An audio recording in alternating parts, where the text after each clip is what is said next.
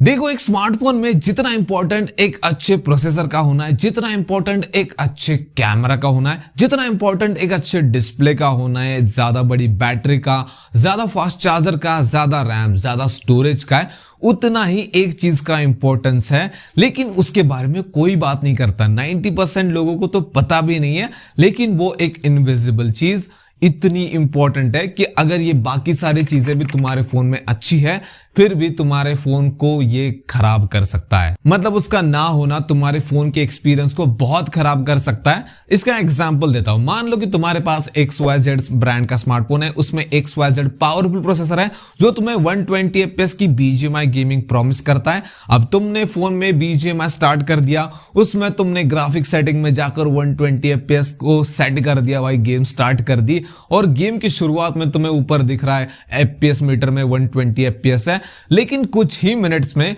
वो FPS 60 FPS से नीचे आ जाएंगे, फिर कुछ टाइम पे 40 FPS के अराउंड आ जाएंगे, और फिर गेम लैग करेगी, फ्रेम ड्रॉप तो हो ही रहे थे, ऊपर से ओवर हीटिंग का इशू दिखने लगेगा और परफॉर्मेंस कर जाएगा थ्रोटल। इतनी बेकार परफॉर्मेंस मिलेगी तुम्हें, पैसा बर्बाद ये वाली फीलिंग आ जाएगी। और ये चीज सिर्फ परफॉर्मेंस के साथ नहीं है, कैमरा के साथ भी है। मान लो तुम्हारे उसी फोन में एक 100 मेगापिक्सल का, 200 मेगापिक्सल का कैमरा, या फिर उसमें सोनी का बहुत बढ़िया सेंसर है जो अभी अभी लेटेस्ट आया है। उसके अलावा तुम्हें 50 मेगापिक्सल का टेलीफोटो लेंस भी दे रखा है, भाई 4K रिकॉर्डिंग कर सकते हो, बढ़िया स्पेसिफिकेशन है कैमरा के। लेकिन फिर भी तुम्हारे फोन में आउटपुट अच्छा नहीं आ रहा। उसके पीछे रीजन वही चीज है जिसके बारे में इस वीडियो में हम बात करने वाले हैं, और वो चीज है सॉफ्टवेयर ऑप्टिमाइजेशन। बहुत छोटी चीज लगती है लेकिन बहुत इंपॉर्टेंट, बहुत इंपैक्टफुल है, और आजकल छोटी चीजें बहुत इंपैक्ट डाल रही है। और ये टॉपिक मुझे इस भाई ने सजेस्ट किया था, तो भाई को शाउट आउट। और तुम्हारे पास भी कोई टॉपिक है तो कमेंट में बता सकते हो, इस तरह का शाउट आउट तुम्हें भी मिल जाएगा। तो अभी टॉपिक पे वापस आते हैं। तो अगर तुम्हारे स्मार्टफोन में हार्डवेयर के साथ सॉफ्टवेयर ऑप्टिमाइजेशन बेटर नहीं है, कैमरा के साथ अच्छा नहीं है, तो तुम्हारा यूजर एक्सपीरियंस बहुत खराब होने वाला है। अब मान लो कि तुम एक ऐसा स्मार्टफोन यूज कर रहे हो जिसमें सॉफ्टवेयर एक्सपीरियंस खराब है, लेकिन बाकी सारी चीजें कमाल की मिलती है। एक अच्छा पावरफुल प्रोसेसर, अच्छा कैमरा, अच्छा डिस्प्ले,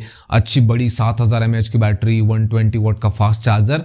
लेकिन उसके अलावा भी तुम जब उस फोन को यूज करोगे तो तुम्हारे साथ कुछ ऐसा होगा कि भाई परफॉर्मेंस तुम्हें टट्टी मिल रही है, मतलब सिर्फ नंबर ही नंबर से 120 FPS की गेमिंग बस कागज पे मेंशन है, जब खेलने जाता हूं तो 60 FPS की भी नहीं मिलती, और कैमरा के भी सिर्फ नंबर ही बड़े। जब यूज करने जाता हूं तो ऐसा लगता है कि भाई एक स्मार्टफोन से नहीं, एक कीपैड फोन से फोटो खींच रहा हूं, उसकी बस आउटपुट को थोड़ा सा इंप्रूव किया है। और इतनी बड़ी बैटरी लेकिन किसी काम की नहीं है, ऐसा लगता है 7000 mAh की नहीं 3500 mAh की बैटरी है, और 120 वॉट का फास्ट चार्जर है, लेकिन बार बार फोन चार्ज पे लगा रहता है। उसके अलावा 8GB 12GB की रैम है, 256GB 512GB का स्टोरेज है, लेकिन जब किसी ऐप को लोड करने जाता हूं तो लोड टाइम बढ़ जाता है, लैग कर जाती है एप्लीकेशन। उसके अलावा गेमिंग या फिर हेवी एप्लीकेशन यूज करता, हेवी टास्क करता, उस टाइम पे फोन ओवर हीट हो जाता है, प्रोसेसर इसका थ्रोटल कर जाता है, और लंबे टाइम तक यूज करने की मैं बात करता हूं, लेकिन ओवर हीटिंग की वजह से इसकी बैटरी डैमेज हो रही है, तो बैटरी चेंज करने का भी टाइम आ चुका है। तो इतनी सारी चीजें अफेक्ट हो सकती है अगर तुम्हारे फोन में सॉफ्टवेयर ऑप्टिमाइजेशन बेटर नहीं है। इसके अलावा UI एक्सपीरियंस भी खराब होता है। अब मैंने ये बता दिया कि सॉफ्टवेयर ऑप्टिमाइजेशन ठीक से ना होने से ऐसा हो सकता है, लेकिन अगर सॉफ्टवेयर ऑप्टिमाइजेशन अच्छा हो तो क्या हो सकता है। मान लो कि तुम्हारे फोन में एक ऐसा प्रोसेसर है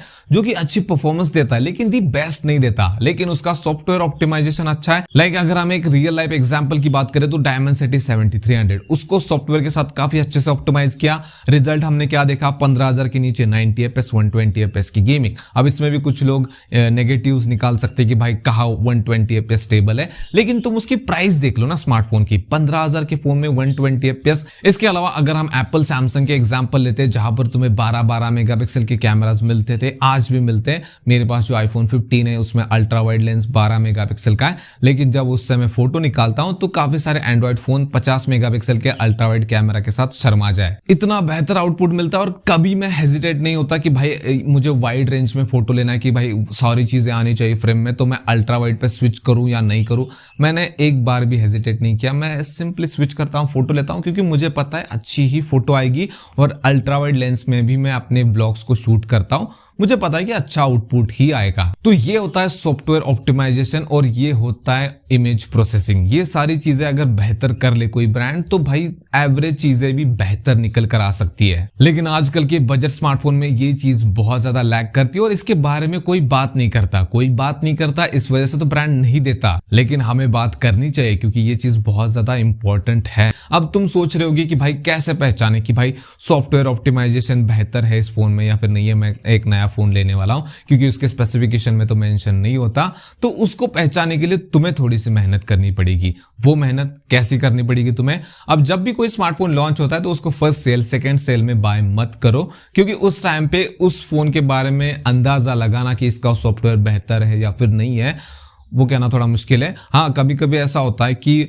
जब स्मार्टफोन आते हैं तो उस टाइम पे उनका ऑप्टिमाइजेशन बेहतर नहीं रहता, लेकिन अपडेट के बाद चीजें और फिक्स हो जाती है, बेहतर परफॉर्मेंस मिलती है, बेहतर हो जाती है चीजें। लेकिन वो फ्यूचर की या फिर तुक्के वाली चीजें कि भाई ऐसा हो जाएगा इस बेसिस पे मैं फोन ले लूं, तो वो थोड़ा सा मतलब एक लॉटरी जैसा हो जाएगा। तो बेहतर है कि पहले और दूसरे सेल में स्मार्टफोन ना खरीदो। और जब रिव्यू वीडियोज आते हैं ना शुरुआत में, वो सारे कोलैबोरेशन वाले होते हैं, स्पॉन्सर वीडियोज होते हैं, जहां पर ब्रांड्स का एम्बार्गो होता है कि भाई ज्यादा पॉजिटिव चीजें कवर करो, नेगेटिव चीजों के ऊपर बात करो, लेकिन इतने दिन के बाद उसको कंपैरिजन या फिर उसका पॉजिटिव नेगेटिव वाला वीडियो अपलोड करो। इतने दिन तक मत करो जिसमें एक दो सेल निकल कर जाती है ब्रांड्स की और जहां पर काफी सारे लोग फोन खरीदते हैं, क्योंकि पहले दो सेल में ब्रांड्स की ज्यादा सेल्स होती है। उसके बाद जब बड़ी BBD sales, Amazon Great Indian Festival sales जैसी बड़ी सेल आती है, उसी टाइम पे ज्यादा स्मार्टफोन सेल होते हैं। वरना बीच में थोड़ा ठंडा माहौल रहता है जहां पर जो यूट्यूबर्स होते हैं वो कंपैरिजन वीडियोस या फिर नेगेटिव्स वाले वीडियोस अपलोड करते हैं। तो उस टाइम पे तुम्हें एडवांटेज हो सकता है कि किस फोन में क्या चीजें अच्छी है, क्या चीजें बुरी है, वो तुम पहचान पाओगे, समझ पाओगे। या फिर ओवरऑल तुम 5 से 10 वीडियोस देख लोगे ना एक स्मार्टफोन के ऊपर, तो तुम्हें अंदाजा लग जाएगा कि भाई इन यूट्यूबर्स ने इन कॉमन चीजों को बेस्ट कहा है, इन कॉमन चीजों को बेकार कहा है, और तुम्हें आइडिया लग जाएगा कि ये स्मार्टफोन कैसा है। इसके अलावा काफी सारे रेप्यूटेड ब्रांड्स है लाइक सैमसंग, एप्पल, जो कि अपने सॉफ्टवेयर के ऊपर अच्छा काम करते हैं। उस तरह से और भी बजट में ब्रांड्स है लाइक नथिंग का सॉफ्टवेयर भी थोड़ा सा अच्छा है। उसके अलावा वन प्लस भी काफी अच्छा काम करता है। और अगर हम आईक्यू की बात करें तो वो परफॉर्मेंस सेंट्रिक स्मार्टफोन बनाते हैं, तो वहां पर परफॉर्मेंस के ऊपर तुम्हें डाउट नहीं होगा। और उसके अलावा रियलमी, रेडमी जैसे ब्रांड जो कि ऑलराउंडर टाइप की फोन बनाते हैं, वहां पर सॉफ्टवेयर की बहुत ज्यादा इंपॉर्टेंस होती है, सॉफ्टवेयर ऑप्टिमाइजेशन की। तो वो चीज तुम्हें ध्यान से देखना है कि वहां पर वो अच्छे है या फिर नहीं है, तो तुम्हें अंदाजा लग जाएगा। इसके अलावा हम भी है बैठे हुए, तुम्हें बता देंगे कि भाई कौन सा फोन अच्छा है, कौन सा नहीं है। तो कुछ यूट्यूबर्स को भी तुम फॉलो कर सकते हो जो तुम्हें रिप्लाई दे, तुम्हारी बात सुने। लेकिन सॉफ्टवेयर ऑप्टिमाइजेशन बहुत ज्यादा इंपॉर्टेंट है। तुम्हारे पास एक ऐसी ब्रीड का कुत्ता है कि भाई जो बहुत ज्यादा पॉपुलर है, लेकिन तुमने एक महंगा कुत्ता खरीद लिया, लेकिन उसको तुम ऐसा पाल रहे हो कि एक स्ट्रीट डॉग हो, तो वो कुछ टाइम के बाद बीमार पड़ेगा, उसके बाल झड़ेंगे, वो बुरा दिखेगा और हो सकता है अनफॉर्चुनेटली कुछ दिनों के बाद वो मर जाए, क्योंकि उसकी केयर एक्स्ट्रा करनी पड़ती है, एक्स्ट्रा केयर करनी पड़ती है, फिर उसको इस तरह से नहीं संभाला जाता। उसी तरह से अगर तुम्हारे फोन में स्पेसिफिकेशन तगड़े हैं लेकिन सॉफ्टवेयर ऑप्टिमाइजेशन टट्टी है, तो फिर ऐसा बर्बाद यही बोलोगे तुम। तो आशा करता हूं कि ये वीडियो तुम्हें पसंद आई होगी, और अगर तुम्हें कुछ नया सीखने को मिला, कुछ सुनने को मिला, तो वीडियो को लाइक और चैनल को सब्सक्राइब कर सकते हो। मिलते हैं नेक्स्ट वाले वीडियो में।